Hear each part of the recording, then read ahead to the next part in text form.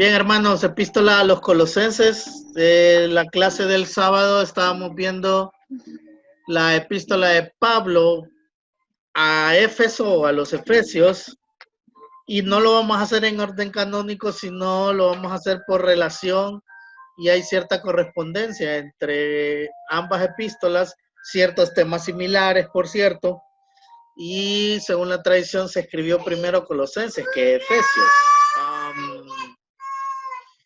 Bien, ¿qué me puede decir alguien de lo que vimos el sábado?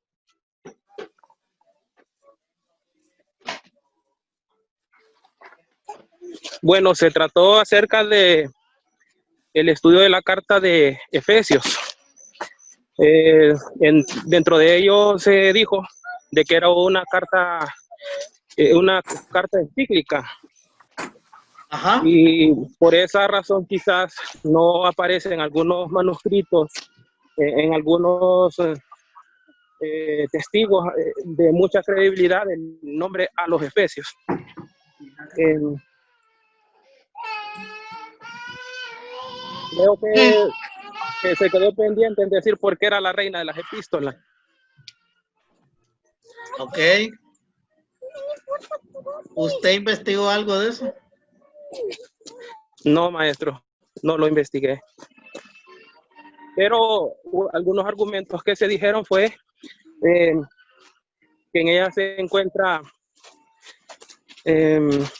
consejos acerca de someterse los unos a los otros.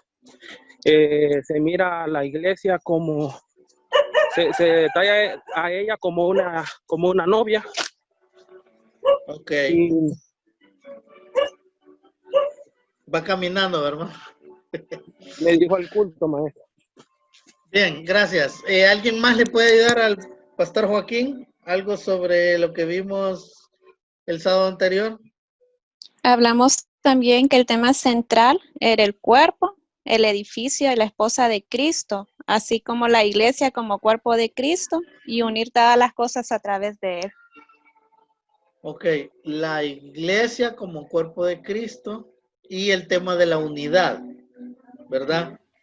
Lo que se habló de la esposa, todos esos son modelos que el autor utiliza como figuras a la hora de referirse al tema de la iglesia, aunque obviamente está esa parte pastoral práctica que él habla en las cartas. Pero el tema principal tiene que ver con la unidad y tiene que ver la iglesia como cuerpo de Cristo. Bueno, y hablamos acerca de la ciudad de Éfeso. Estuvimos hablando que hay ciertos elementos de un prenocticismo en esa carta por el lenguaje muy alto de la epístola. Algunos concluyen en que la fecha de redacción tuvo que haber sido después de la muerte de Pablo, después de la destrucción de Jerusalén, allá por el año 80 en adelante. Algunos concluyen a raíz de esa circunstancia. Bien, hay una epístola que es como una hermana, y hablando de lo de la reina de las epístolas, que tiene que ver con el tema eclesial. Está muy ligada a la parte eclesial, muy eclesiológica la carta, porque no solo habla de muchas cosas en relación no solo al matrimonio, sino habla en relación a la sociedad, y también habla el tema de la armadura. Una carta bien pastoral, bien, de hecho, muy usada en las predicaciones, muy usada en las enseñanzas, la carta a los Efesios. Inclusive más usada que Segunda de Corintios, que Tesalonicenses, aún que Colosenses. Yo creo que Efesios, Filipenses y Romanos son de las cartas más usadas en nuestras iglesias. Y tal vez las pastorales, Timoteo, la primera y la segunda. Maestro, Dígame, son muy usadas. Yo estuve leyendo algunos comentarios que la epístola de Efesios es considerada tan difícil para entender en cuanto a teología se habla, y se compara a Apocalipsis. Sí. Hubo un momento cuando llegó la carta y se comenzó a leer en todo lo que era Efesios, que los filósofos, los doctos en la ley comenzaron a quemar sus libros también, porque no habían visto, no habían leído algo tan vasto en significado en cuanto a teología se habla, y en realidad, como habla de la iglesia y todas sus partes como cuerpo, entonces ellos quedaron en ascuas con todos sus escritos. Sí. También, maestro. Diga. También yo no estuve en clase, pero sí revisé todo el material e investigué un poquito más para no estar perdida hoy. Y pues hay mucha discusión al respecto del tema del misticismo y el gnosticismo del primer siglo y de la influencia helenística, el pensamiento platónico y todas estas cosas. Sin embargo, con el transcurrir de la investigación más moderna, finales del siglo XX y el siglo XXI, hay muchos autores que se han concatenado unos con otros sobre sus mismos argumentos y han ido evolucionando para la comprensión de esta epístola. Y uno con los que yo más me identifico y que me gustaría aportar es un señor de apellido Manson, en donde él habla, bueno, todos hablan de que Pablo es un orador fantástico y es una persona muy ilustre. Así como en el Areópago en Atenas les habló de el Dios no conocido, porque se pudo estar inmerso en la cultura de los atenienses, los griegos, particularmente los atenienses, para poder hablarles, para poder ser como ellos, como él dice, me hizo débil al débil, fuerte al fuerte, etcétera, todo eso que sabemos. Él es tan hábil en su capacidad oratoria y argumentativa que él usa el lenguaje con el que ellos lograban poder comprender, pero hay una gran como discusión en relación a esto que no aparece mucho en otras partes, que es en Cristo, en Cristo, en Cristo, que es una fórmula pues paulina. Y los autores a través de estos últimos años han pues casi coincidido, muchos de ellos importantes, que no tiene nada de raro esta situación de en Cristo, desde el punto de vista de que no es tan místico, no es tan gnóstico, sino que más bien es, como usted acaba de mencionar, es más para crear, ir formando una cultura eclesial, es más eclesiología que otra cosa, porque dicen los autores que la creación de la iglesia es una obra de Dios, la autoría es de Dios, Dios creó a la iglesia. Y estar en Cristo, como decía la hermana, no me recuerdo el nombre de ella ahorita, que estar en el Señor no es solamente un acto físico, es un acto espiritual. Hablaron del bautismo y otras cosas que hablaron ustedes el sábado. Y el ser un solo cuerpo, el asunto del edificio, que también nos habla en otros lugares el Señor del tabernáculo, este tabernáculo, dice Pablo, que se refiere en 2 Corintios, habla del lugar donde Dios habita, o el lugar donde yo habito, o cualquiera de nosotros, tabernáculo, casa, edificio, y la misma iglesia la considera como una unidad, un cuerpo. Entonces, todo este asunto de la discusión, que si es gnóstico, que si es místico, ha ido como perdiendo vigencia y ha ganado más vigencia en muchos autores importantes. Este pensamiento escatológico, como decía el hermano, así como acercándolo a Apocalipsis, el Señor está pronto, estamos viviendo los días de postreros después de Él, y además de eso, el Señor vino a crear a la iglesia, y a Pablo y a otros les tocó la tarea de crear, de ser los ayudantes del Señor para crear algo que no existía, solo existía como esbozado como en el pensamiento de Dios, pero ellos lo hicieron realidad. Eso es lo que Sí, yo pude sacar en conclusión. sí, gracias, hermana, por su aporte. Habíamos hablado que la carta tiene ciertos elementos de un pronosticismo, un lenguaje. No necesariamente que está dirigida a atacar eh, una iglesia atestada del misticismo o del gnosticismo. Pero la ciudad de Éfeso y el contexto en el cual se escribe esta carta tiene mucha influencia del paganismo en todas sus dimensiones. Claro, la interpretación moderna, ¿verdad? Nuestro contexto no está un contexto lleno de gnosticismo, aunque sí existe, pero es más una aplicación eclesial, pastoral a que le dan. Y hay piezas importantes en la carta de los Efesios, como el tema de estar en Cristo, estar unidos en Cristo. Nosotros estamos unidos por esa unión que tenemos en Cristo, en fe, en relaciones, etcétera. Habíamos hablado de el contexto de la carta y Colosenses, para entrar en materia de hoy, si Efesios tiene elementos gnósticos, Colosenses los tiene igual o más, que es lo que vamos a ver el día de hoy. Hablemos un poquito de Colosas. No era una ciudad como Éfeso, por cierto. Era más una... Permítame que voy a cambiar aquí. Estaba aproximadamente como a 160 kilómetros de Éfeso. Sus ciudades hermanas o gemelas eran Hierápolis y la Odisea. De hecho, en tiempos de Pablo o en tiempos del siglo I, Hierápolis y la Odisea eran iglesias, eran ciudades un poco más renombradas que Colosas. Pero pertenecía a ese camino que enlazaba Asia con Europa. Entonces Colosas estaba en medio por ahí.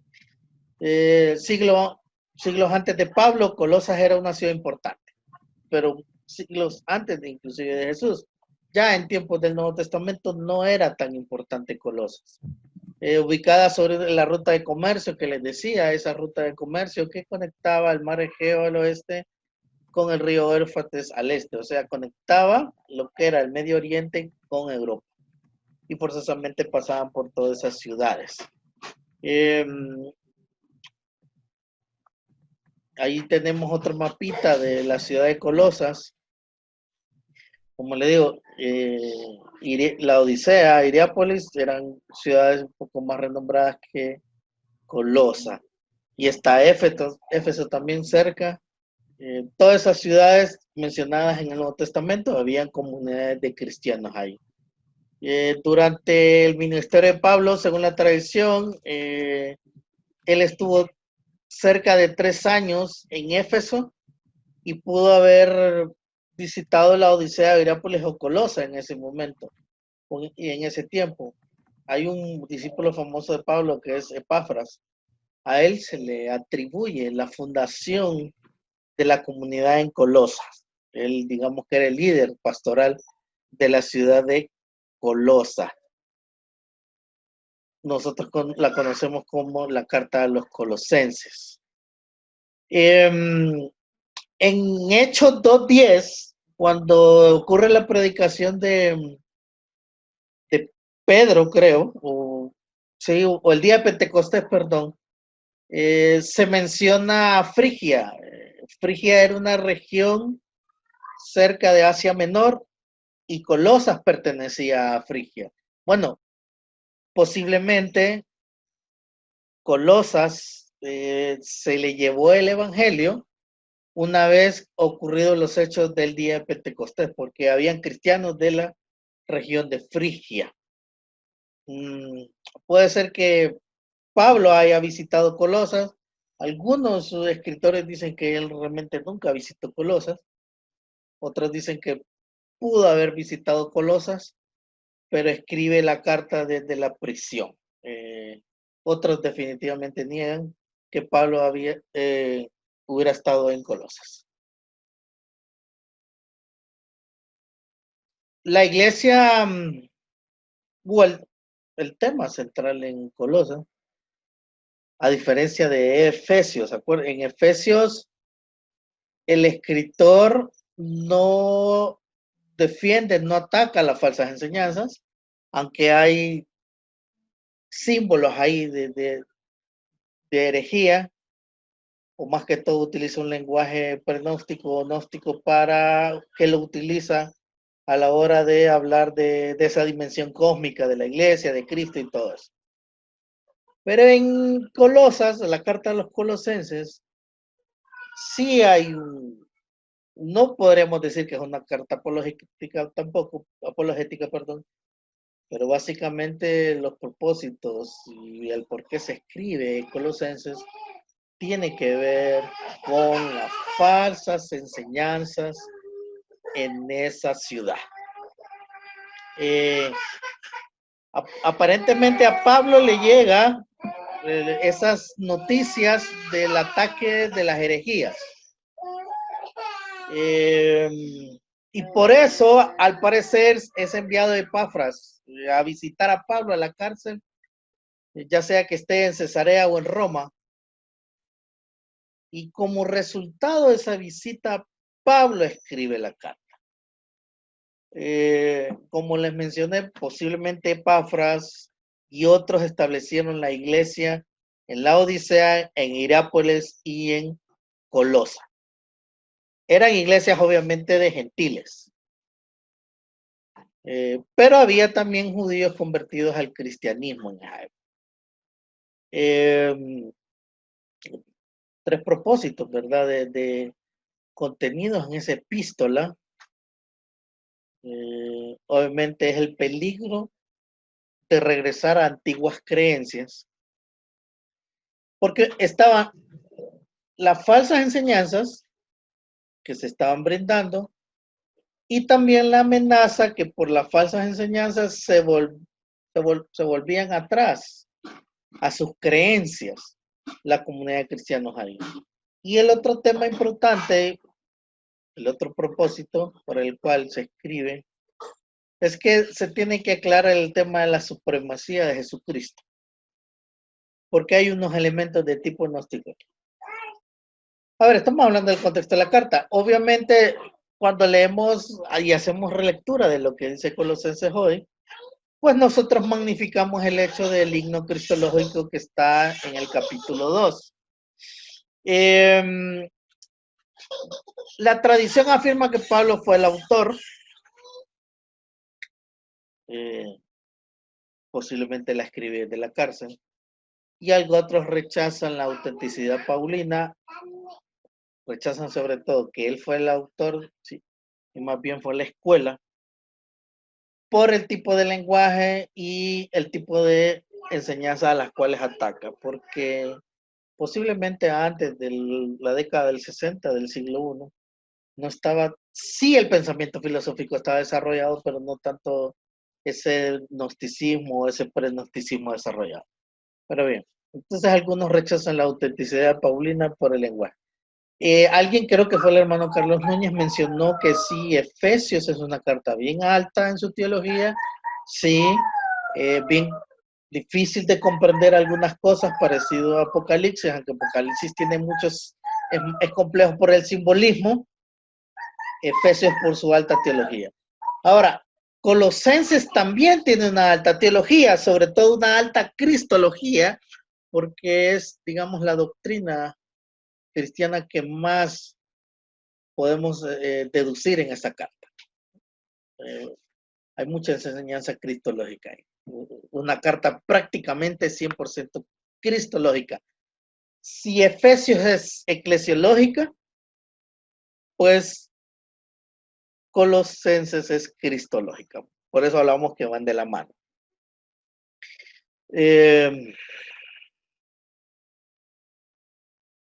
Permítame aquí. Y aquí estoy.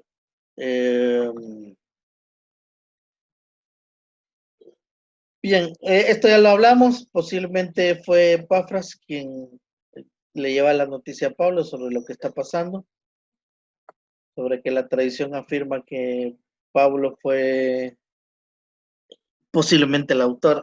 Hay una similitud entre Colosenses y Efesios, aunque esto no prueba que Colosenses es una imitación de Efesios y por lo tanto Pablo no la pudo haber escrito. O sea, si Pablo no escribió Efesios, eso no significa que por la relación que tiene Colosenses con Efesios es que Pablo tampoco escribió Colosenses. Ahora, hay ausencia de temas favoritos, como el tema de la ley, el tema de la cruz. Aunque habla de cristología, no vemos muchos esos elementos en esa carta. No hay una evidencia muy fuerte. Tampoco que posiblemente no vino de su mano, de la mano de Pablo, lo que se dice en la carta a los Colosenses. A partir del siglo XIX, algunos opinan que la herejía refutada en el capítulo 2 es gnosticismo, pero del siglo II.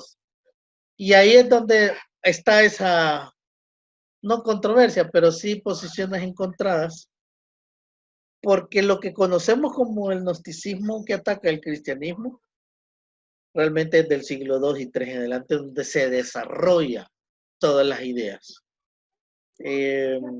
Obviamente a mitad del siglo I no vemos esos elementos, pero creo que ya podemos ver la segunda mitad del siglo I, algunos elementos de tipo gnóstico. Entonces, algunos eruditos críticos se toman de ahí el hecho de que esta carta pues no fuera escrita por Pablo, por su contenido gnóstico. Pero no solo tiene contenido gnóstico, en realidad es más un contenido sincrético lo que hay, porque hay también elementos del judaísmo. Aunque la herejía en Colosenses tenía aspectos del judaísmo, la mayoría creyentes de esa iglesia eran de origen gentil. En su mayoría era de origen gentil. Posiblemente había una comunidad de judíos grande en la ciudad. Desconocemos esa parte. Sí podemos afirmar que habían judíos, judaizantes, o judíos de línea helénica. Pero la iglesia en su mayoría era gentil. La carta casi no hace referencias o alusiones al Antiguo Testamento. Posiblemente porque los destinatarios eran de origen gentil y entonces no es lo mismo algunos elementos del judaísmo o del Antiguo Testamento como aparecen en Corintios y en Romanos, que los destinatarios, aunque eran gentiles, pero había mucho de origen judío ahí, o conocían elementos del judaísmo. Maestro. Esta carta no tiene muchos elementos del judaísmo, dígame. Que también haciendo una relación entre las escrituras paulinas y los otros escritores del Nuevo Testamento, ellos escribían, solo Pablo era un escritor para los gentiles. Las demás eran eran universales, pero él se llamaba a sí mismo maestro, apóstol, enviado a los gentiles. Y quisiera hacer una anotación al respecto para tratar de entender por qué él hace tanta cristología y por qué toma de tantas partes. Porque según la ley, los gentiles eran malditos. Según la ley, todo gentil es maldito y no puede venir a comer de la mesa de Israel. Si revisamos la teología del Señor Jesucristo, cuando habla con aquella mujer, le dice que él vino a dar, que por qué un padre de familia tenía que dar del pan de los hijos a los perrillos. Esa es una aplicación de cómo esta transición del Dios de Israel viene a ser el Dios para todas las naciones, promesa de Abraham. Entonces, haciendo esta revisión de la vocación y el llamamiento diferenciado de Pablo, él tiene que mostrar cómo el Señor Jesucristo se hizo maldición y abrogó la ley, porque en él la ley se cumplió completamente. Y si él, que se hizo maldición, descendió al sepulcro y resucitó, es por medio de la resurrección de Cristo que se funda la Iglesia universal para gentiles y judíos en Cristo Jesús. Sí, Solamente. Pablo es conocido como el apóstol de los gentiles, pero Pablo no olvida sus raíces judías. De hecho, cuando uno revisa las cartas y el libro de los Hechos, él donde va siempre cuando visita una ciudad, una sinagoga. Y ahí que vamos a encontrar judíos helénicos, que tenían conocimiento de la ley, pero no tenían conocimiento de Cristo. Del Mesías sí, pero no del Cristo de los evangelios. Entonces, Pablo es conocido como el apóstol de los gentiles, pero en realidad él predica un evangelio universal, ¿verdad? Una salvación universal para todos. Y en todas sus cartas lo manifiesta. Ya habíamos hablado de esto, posiblemente él está en la cárcel y escribe. Algunos dicen que en compañía de Onésimo, porque si Colosenses está ligada a Efesios por el tema de la cabeza y el cuerpo, o sea, Efesios habla del cuerpo y Colosenses habla de la cabeza del cuerpo, en este caso Cristo.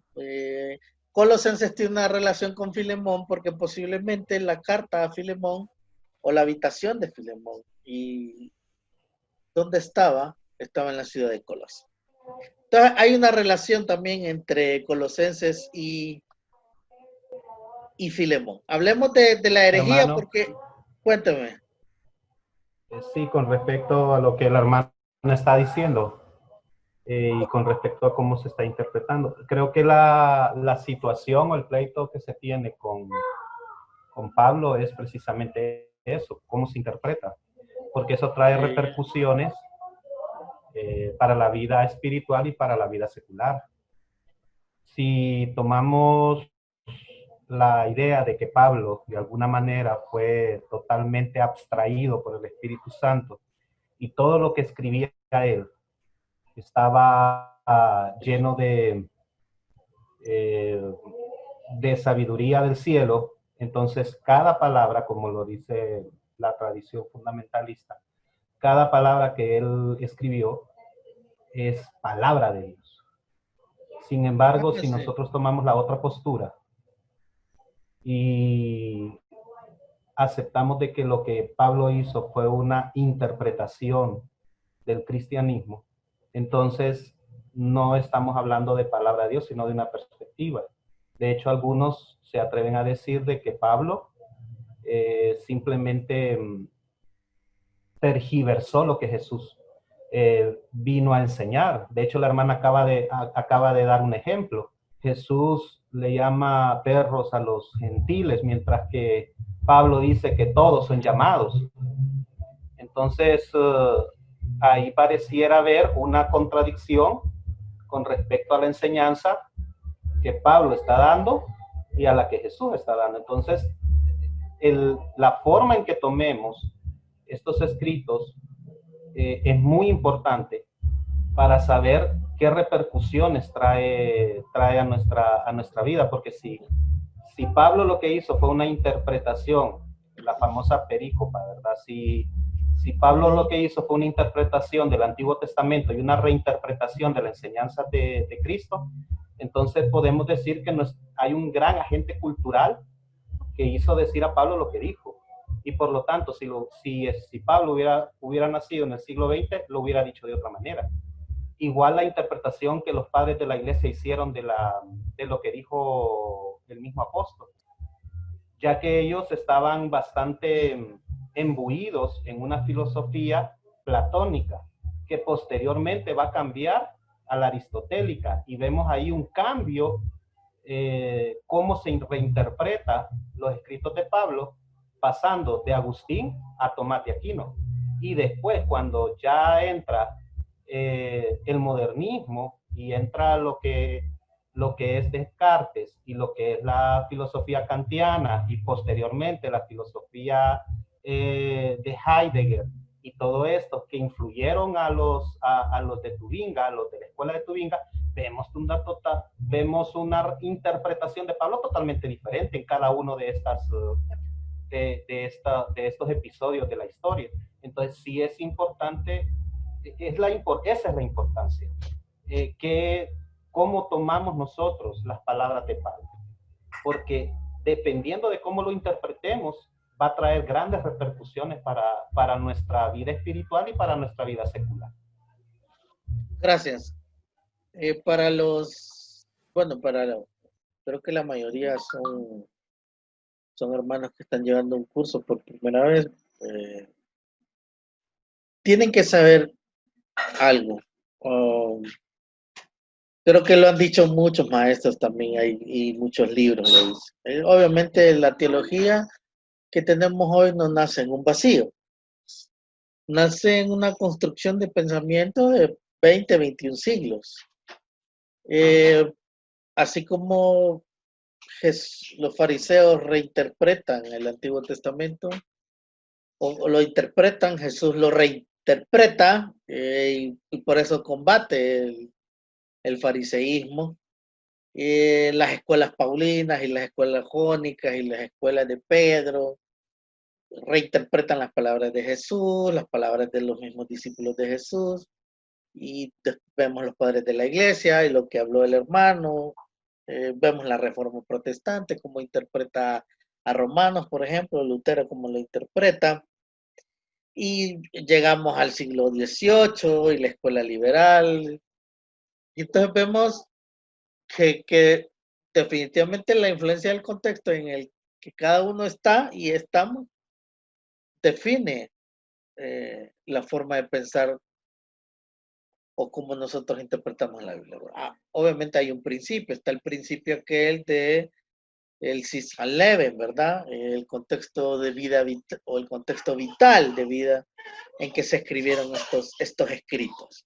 Una vez que nosotros tengamos ese panorama del contexto vital, pues podemos acercarnos, obviamente no vamos a llegar al 100%, y con los otros escritos que se dan en el siglo I y II, podemos acercarnos a lo que quiso dar a entender.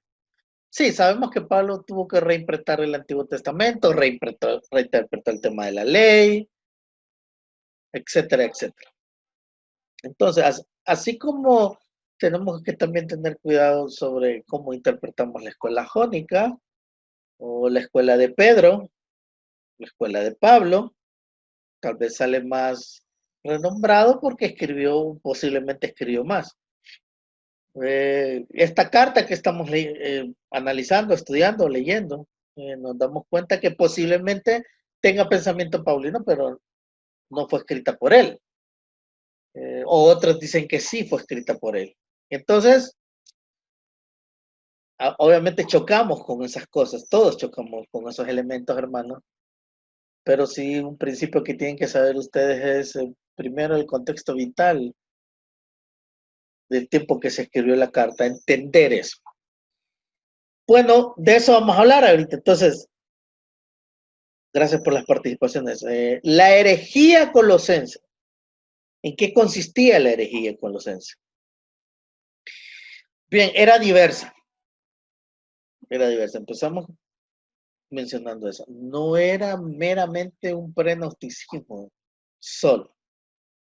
Era elementos de la filosofía del siglo I, elementos místicos del Medio Oriente y elementos del judaísmo.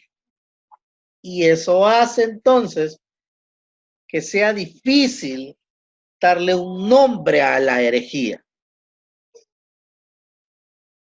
No podemos decir, 100% una herejía gnóstica. No, hablemos más bien de una herejía sincrética. La herejía era diversa, hay muchas teorías referente a esta herejía. Posiblemente algunos elementos eran las leyes ceremoniales de los judíos. En una iglesia gentil, casi en su totalidad, recuerden que el judaísmo en algún momento se convirtió en adverso del cristianismo. Al verlo crecer, obviamente quiso detenerlo. ¿En qué consistían las leyes ceremoniales de los judíos? Bueno, había reglas estrictas acerca de lo que debían de comer y beber. Casi convertido en ascetismo. De hecho, parte de esta herejía eran los elementos del ascetismo. ¿Qué era el ascetismo? Bueno, era una corriente filosófica mística parecido a los esenios eran ascetas. Los ascetas eran esa corriente que se abstenía de algunos elementos como comer, beber, ayunos prolongados, oraciones, vivir una vida como ermitaños. Esos eran, digamos, los esenios. Entonces, había cierto ascetismo también metido en la herejía de Colosenses. En esta herejía sincrética, ¿verdad? Porque había una mezcla de varias cosas. Aunque las herejías, como tal, ya como sistemas, ustedes ya las estudiaron o las van a estudiar o las vimos en cursos como historia de la iglesia, donde a partir del siglo II se miran todo este tipo de herejías que tienen hasta nombre.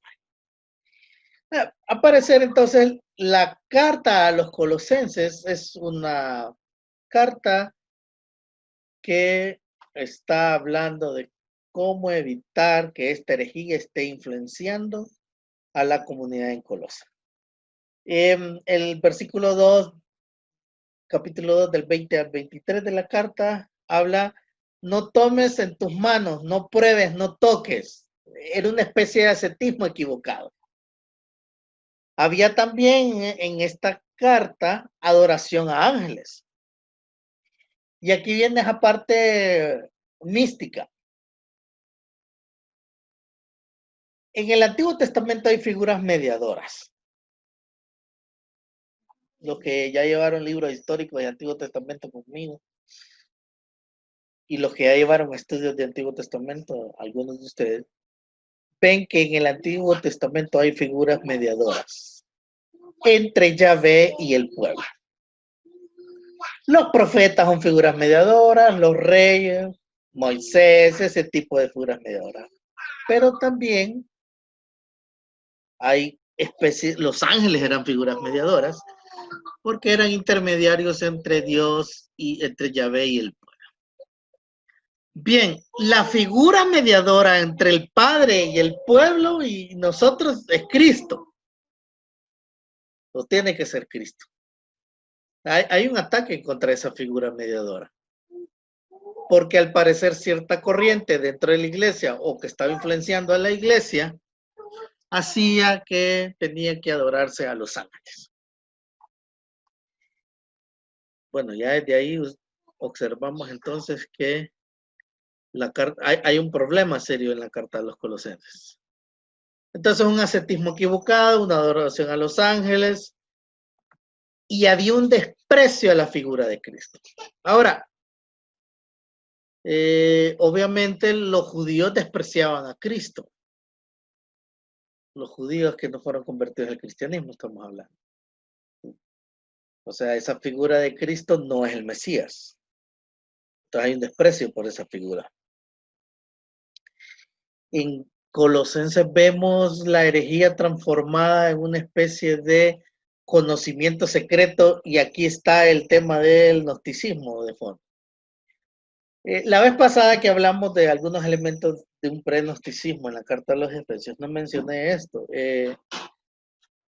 El meollo del asunto del gnosticismo es que la salvación se obtiene a través de la gnosis.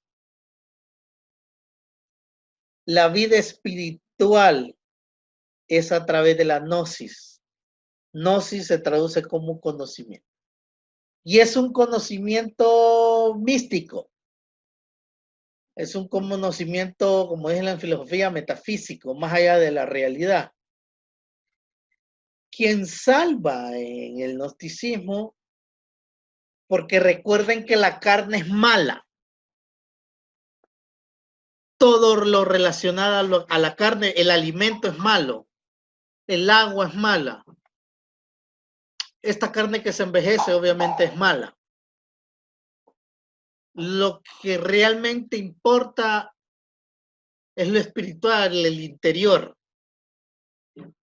Es como ese adagio, el cuerpo es la cárcel del espíritu. Eso es gnosticismo. Entonces,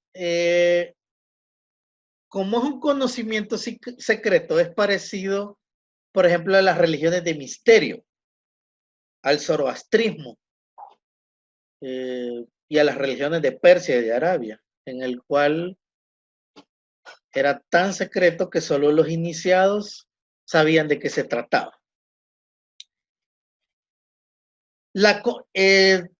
Tienen que leer 2:18, del 2 al 3 de Colosenses, para esto del conocimiento secreto. Pero el conocimiento en Cristo no es secreto. Está abierto. Jesús se muestra tal y como es. Las predicaciones de los apóstoles son tan prácticas, tan sencillas también muchas veces. Para conocer de Cristo no ocupa un conocimiento secreto usted. No tiene que tener ritos de iniciación en la cual usted no tiene que decirle a nadie. O pasar años en el desierto, en alguna montaña, para encontrar al crucificado, al resucitado. Otra parte de la herejía colosense es la confianza en la sabiduría humana y la tradición.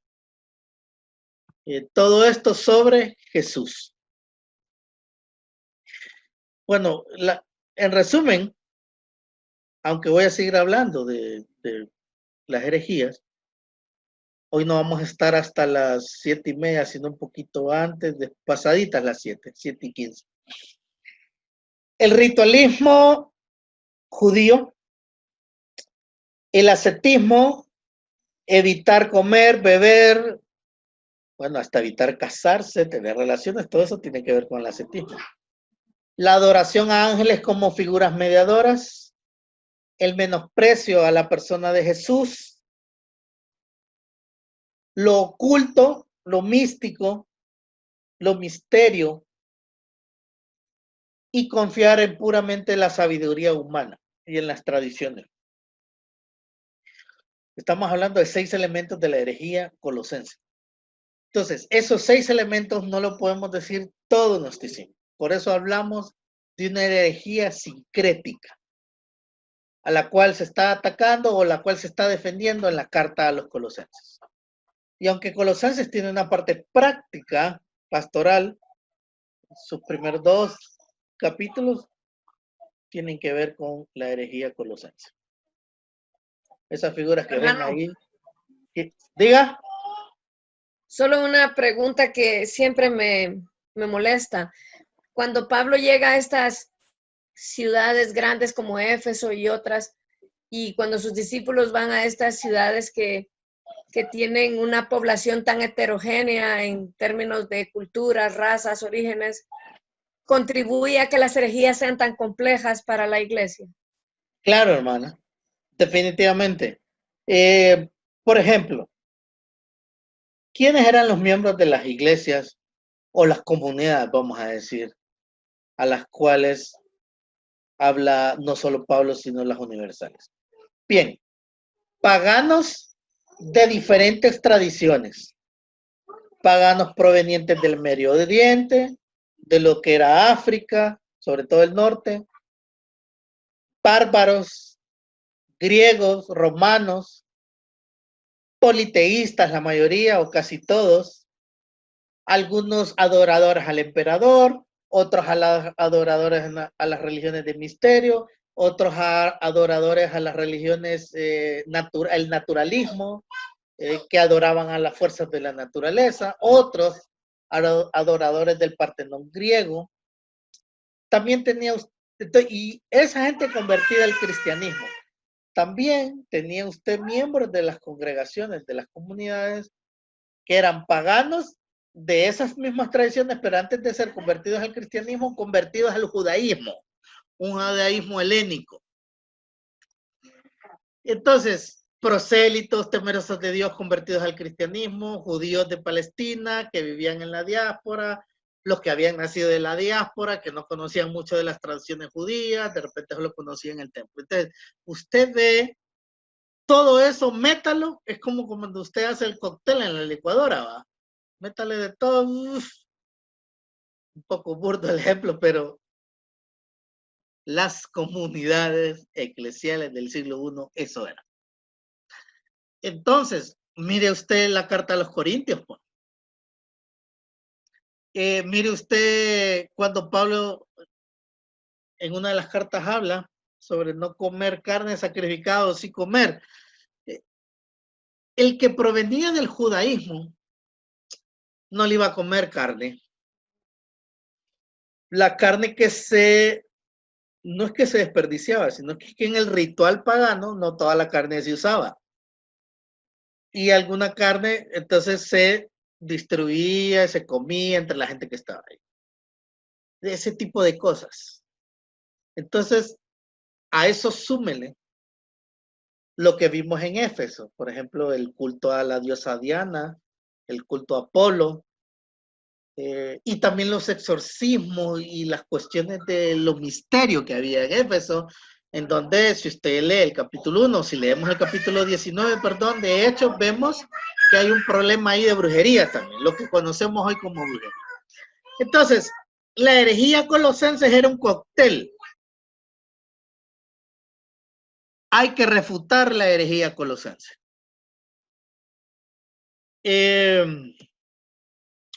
Pablo contestó a los diversos dogmas de la herejía colosense. Repito, el nombre más cercano a la realidad de la herejía, vamos a llamarlo herejía sincrética. Porque ya les dije, combinaba pensamiento filosófico, religiones de misterio, conocimiento del Antiguo Testamento, en este caso el judaísmo, prácticas ascéticas y elementos gnósticos. Vamos a hablar de elementos gnósticos porque ya hemos hablado lo suficiente que el gnosticismo se desarrolla en el siglo. Entonces, era una bolsa mixta, era un cóctel de herejías en el contexto de Colosa o de Colosenses, porque pudo haberse convertido también en una carta encíclica donde fue dirigida también a Heriápolis y a la Odisea. Entonces, por ejemplo, en el capítulo 1, y los que están anotando ahí donde la columna dice referencias, capítulo 1, verso del 15 al 20, la herejía es que el espíritu es bueno y la materia es mala. Bueno. Lick, ¿puede repetir la cita, por favor, de la referencia? Sí, los que están anotando, capítulo 1, versículo 15 al 20 de Colosenses. La herejía, aquí vamos a sacar elementos de todo ese cóctel, ¿verdad? Que hemos hablado, de la herejía colosense. El espíritu, la primera, el espíritu es bueno, la materia es mala, referencia es Colosenses 1 del 15 al 20. La respuesta del autor es que Dios creó todo, los cielos y la tierra para alabanza de su gloria, para su gloria. El hombre que tiene esa parte material y esa parte inmaterial, y hablemos de la parte material. La parte material nuestra, el cuerpo. El cuerpo necesita comer, vitaminas, energía, salud, etc. La herejía era tan extrema que solo le daba pie a la parte del espíritu, la parte espiritual, pero eso lo vemos en el gnosticismo del siglo II. Recuerden, la gnosis salva el espíritu nada más. Es lo más importante. 2. La herejía se deben cumplir con ceremonias, ritos y restricciones el cristiano para poder ser salvo y poder ser perfeccionado. Colosenses 2:11, 3:11 y 2 del 16 al 23. Bueno, Pablo, o el que escribe Colosenses, dice que estos eran sombras que desaparecen cuando Cristo vino. Acuérdense que el rito de la circuncisión y los 613 preceptos del Antiguo Testamento, aunque no los cumplían los fariseos, pero quedan abolidos porque Cristo en Cristo, eso desaparece, que ya son sombras. Lo que necesitamos para salvarnos y para entrar en ese proceso de perfección no son las ceremonias rituales, es Cristo, dice el autor de la carta. Otro elemento de la herejía es que tenemos que negar al cuerpo. ¿Se acuerdan ustedes de los estoicos y los epicúreos? Los que ya estudiaron el Nuevo Testamento. El hedonismo, ¿se acuerdan de esos elementos? Bueno, el ascetismo, el hedonismo, el epicureísmo y el estoicismo son elementos tienen elementos ascéticos. Entonces, flagelarse, sufrir el cuerpo, porque el espíritu solo se purifica a través de hacer sufrir el cuerpo. Bueno, esa es la enseñanza ascética. 2:20 al 23 de Colosenses. El ascetismo no ayuda a conquistar los pensamientos y los malos deseos. O sea, por mucho usted que se flagele el cuerpo, sacrifique la materia, esos pensamientos, esa conducta, más bien el ascetismo conduce a la persona a un orgullo espiritual. De hecho, ustedes tienen experiencia de mucha gente que se somete a esos sacrificios y realmente es más ser alarde de lo que están haciendo. Hay un orgullo en la gente. Entonces, la herejía era combatida a través de eso. No, eso produce orgullo. Conduce al orgullo el ascetismo. Otro elemento de la herejía es que los ángeles deben ser adorados. Pero el único digno de adoración es Cristo. Colosenses 2:18. El único digno de adoración, y no solo le dice Colosenses, sino lo dice la Biblia, es Jesús. Bien, tengo unos minutos, voy a seguir hablando de la herejía, otros elementos de la herejía. Voy a dejar unos 5 minutos después para participaciones, ¿verdad? ¿Quieren algún comentario? Entonces, voy a terminar estos 3 ejemplos más y después damos pie para algunas participaciones de los que no han podido hablar. Aunque esta herejía se desarrolla más en el siglo II, ¿se acuerdan la herejía que dice que Cristo no pudo ser humano y divino a la vez? O era humano o era divino, pero no podía ser de los dos. Colosenses 1 del 15 al 20, Colosenses 2 del 2:2 y 2:3. Cristo es Dios hecho carne. Dice Colosenses, Él es el único eterno, cabeza del cuerpo, el que tiene la supremacía de todo. Eso lo dice Colosenses. Hay una herejía que se llama docetismo, pero ese es del siglo II y III. Pareciera que estos elementos son docéticos o del docetismo. Otra parte de la herejía, de este cóctel, de esta bolsa mixta de herejía, es que se debe obtener el conocimiento secreto, ya lo repetí, para salvarnos. Para ser perfectos. Y este conocimiento secreto no está al alcance de todos. Bueno, eso es pura escuela gnóstica, porque la escuela gnóstica habla del conocimiento secreto. Están los que creen en la gnosis, que es conocimiento secreto, y los demás están fuera de ese redil. Bueno, si nosotros queremos ser perfectos y queremos ser salvos, entonces tenemos que creer en el conocimiento secreto, dice el gnosticismo, en la gnosis. Pero el secreto de Dios es Cristo. Y lo hermoso de esto es que, a diferencia de ese gnosticismo que solo le revela a algunos, Cristo se ha revelado a todos. Colosenses 2:2, 2:18.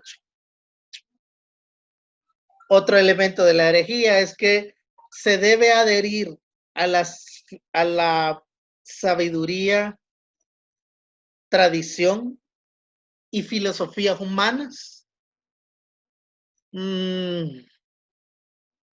por sí mismas. Estas pueden ser engañosas, porque no es malo el conocimiento, la sabiduría, aún una tradición bien construida, pero son de origen humano. Tienen origen humano, y todo lo que es de origen humano es imperfecto. Debemos recordar lo que Cristo enseñó y seguir sus palabras como muestra de autoridad definitiva. De esto habla Colosenses 2:4, 2:8 al 10 y 3:15 al 17. Bien, me quiero quedar aquí porque no les quiero dar tanto. No porque no quiera, sino porque no los quiero atribular con tantas cosas. Lean la presentación, o yo creo que ya leyeron la presentación de la semana 1. Ahí hay otros elementos de la carta a los Colosenses y la carta a Efesios. Hagan sus apuntes de esas 3 presentaciones, porque entran en preguntas del examen de la semana 3. Y ya estamos en la semana 2 y las tareas están relacionadas con la carta a Filipenses y a Filemón. Bien, voy a dejar unos 5 minutos para preguntas. ¿Y alguien tiene alguna pregunta o comentario? Por favor, de los que no han hablado. Tengo 27, a ver cuántos conectados. Tengo 24, espero que más de alguno de los que no ha hablado, hable. Lick, no sé si se me escucha. Sí. Sí, ok. Yo creo que en lo personal, creo que me voy a sentar esta semana a ver sus clases como 10 veces, porque es una cuestión, es que es como, es un rompecabezas bien bonito. Soy un pero como que hay de energía, ¿verdad? Hay que sentarse y como ver, porque claro, hay muchas cosas que son nuevas para mí sobre el gnosticismo. Tenía una idea, pero no hacía profundidad, y que creo que hay que saber para poder comprender el punto de vista de Pablo o de quien haya escrito la carta, y no confundirse en el proceso de leer esta carta y ver en realidad qué era lo que quería decir. Correcto. Sí. Entonces sí, creo que me ha mandado a estudiar mucho. Bueno, qué bueno que tomé esa iniciativa de leer, ¿verdad? Yo les quedé mandar un material extra, espero enviárselos hoy en la noche. Perdone que no se los he enviado a todos.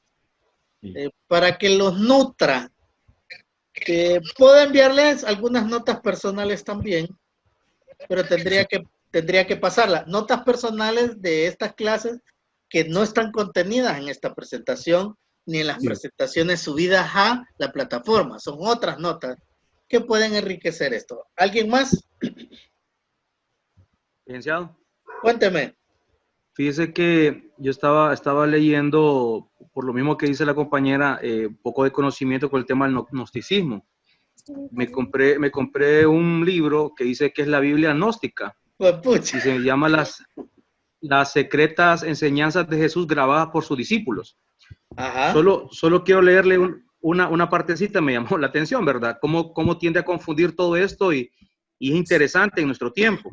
Dice, y sucedió cuando Jesús resucitó entre los muertos, que pasó 11 años discurriendo con sus discípulos, instruyéndolos solo hasta las regiones del primer mandamiento y hasta las regiones del primer misterio. Ese que está dentro del velo, dentro del primer mandamiento, que es el 24º misterio, afuera y abajo. Esos 24, que está en el segundo espacio del primer misterio, el cual es antes de todos los misterios, el Padre en forma de paloma. Gozaos en la esperanza, sufridos en la tribulación, sé constante en la oración. Escucha, estoy escuchando a Pablo ahí yo. Exactamente, eso es lo que le quería decir. Y, por ejemplo, hay otras partes donde se menciona realmente la Biblia. Por ejemplo, de oídas te había oído, mas ahora mis ojos te ven y mi corazón te siente. Y empieza a hablar de un montón de temas bien interesantes que para nosotros es muy común escucharlo, ¿verdad? Dentro de nuestras congregaciones. Me llamó mucho la atención esto. Sí, bueno, yo recomiendo cuando ustedes tengan libre, ¿verdad? Porque ahorita no creo que tengan tanto tiempo libre. Léanse, antes de leer algo sobre gnosticismo, léanse un poquito de la filosofía de Platón, sobre todo el mundo de las ideas y el mundo material, o el neoplatonismo. Lean un poquito de eso para leer después algo de gnosticismo. Bien, ¿alguien más tiene algún comentario? Aquí. Cuénteme. Yo estuve leyendo que los problemas que se daban en Colosenses, así como en todas las iglesias del primer siglo, todas estas iglesias primitivas, tenía que ver con el legalismo judío. ¿Con? Como había el legalismo judío. ¿El helenismo judío? Legalismo. Legalismo. Ok, sí. Legalismo radical judío.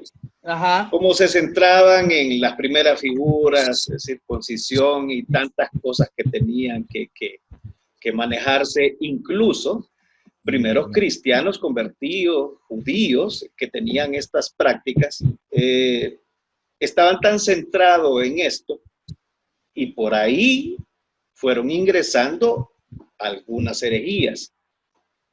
Las primeras herejías, llámese figuras angelicales, tradiciones y todo lo que conlleva, ¿verdad? Correcto. Al gran problema y la preocupación que tenía Pablo en Colosa. Sí, claro, el primer encuentro como dije en la película, el encuentro entre dos mundos.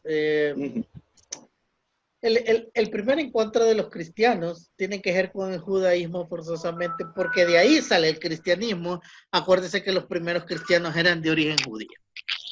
Pero ya cuando traspasan las fronteras de Jerusalén, de Judea, el cristianismo ya se enfrenta con un mundo, porque en Palestina pues solo eran los judíos, ¿va? Y la tradición judía y todo eso, pero ya cuando traspasa las fronteras del mundo romano ya es otro asunto. Y entonces definitivamente hay choques culturales, choques de religión. Los autores del Nuevo Testamento de alguna manera luchan con eso.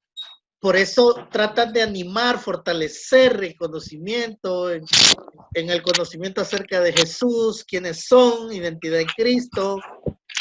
Obviamente hablan mucho de la segunda venida, todo eso que encontramos en el Nuevo Testamento, toda esa teología, va en relación también a lo que estaban viviendo, a lo que se está viviendo en épocas del siglo I. Una participación más y alguien que nos despide en oración. También otra persona. Hermano. Diga. También lo que yo estaba leyendo, bueno, como se vio de los problemas en Colosenses y en los cristianos de ahí, es que ellos estaban motivados realmente a practicar esos rituales paganos de adoración, ¿verdad? Obviamente los falsos maestros presentaban algo atractivo, que el enganche era los principios o las prácticas del cristianismo, luego las mezclaban, ¿verdad? Como veníamos hablando con el gnosticismo y con las filosofías griegas, pero pero los atraían con el cristianismo para confundirlos y realmente que ellos pudieran realizar esas prácticas, ¿verdad? Y por eso es que el propósito de la carta es ese, pues, de que combatir los errores. Diga, hoy sí.